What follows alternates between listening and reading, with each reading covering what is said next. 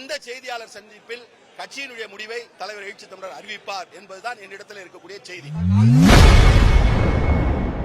தவிகவுடன் விசிக கூட்டணி வைப்பது குறித்து செய்தியாளர் எழுப்பிய கேள்விக்கு விசிக நிர்வாகி SS பாலாஜி பதிலளித்துள்ளார்.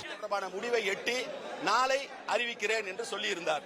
நாளை அறிவிக்கிறேன் என்பது செய்தியாளர்களால் மற்றவர்களால் நாளை காலை என்று புரிந்து கொள்ளப்பட்டு இன்று காலையிலிருந்து இங்கே பெரிய அளவில் மக்கள் சேர்ந்திருக்கிறார்கள், செய்தியாளர்கள் சேர்ந்திருக்கிறார்கள் என்ற செய்தியை தலைவரிடத்தில் சொன்னபொழுது எந்த விதமான அதிகாரப்பூர்வமான செய்தியாளர் சந்திப்பிற்கும் நாம் அழைக்கவில்லை.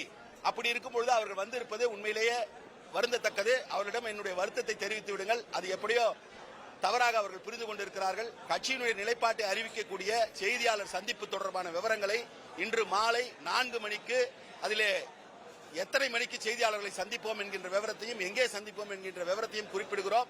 அந்த செய்தியாளர் சந்திப்பில் கட்சியினுடைய முடிவை தலைவர் எழுச்சி தமிழர் அறிவிப்பார் என்பதுதான் என்னிடத்தில் இருக்கக்கூடிய செய்தி. அது உங்க விருப்பங்க, உங்க அவசரத்துக்குலாம் நாங்க முடிவெடுக்க முடியாது. அது உங்களுக்கு அவசரமா இருக்கலாம், எங்களுக்கான கால ஒரு கட்சியை நிர்பந்திக்கக்கூடிய நிலையில யாரும் இல்ல. பிரஸ் மீட் சம்பந்தமான தகவல் it may be 5-6 எப்போ